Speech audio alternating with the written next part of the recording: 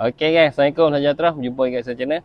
So hari ni Honda City RS ni kita pasang Alpine set lah. Untuk Alpine set ni kita pasang speaker S series dengan komponen dengan two way lah. Untuk underseat pun kita pakai Alpine kat PWE M770. Untuk kabel set kita pakai Monster main kabel lah kali ni. So jom kita tengok macam mana dia punya hasil. Okay,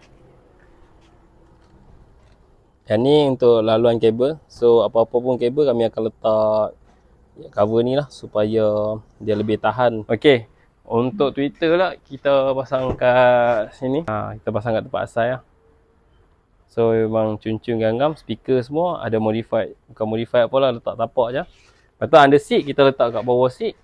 Untuk model ni pun memang ngam-ngam. Kira seat tu boleh tolak ke depan, boleh tolak ke belakang. Boleh tolak, try tolak tak? So dia tak kena lah.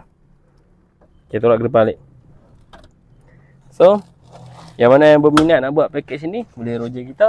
Harga dalam 2000 lebih macam tu. Assalamualaikum.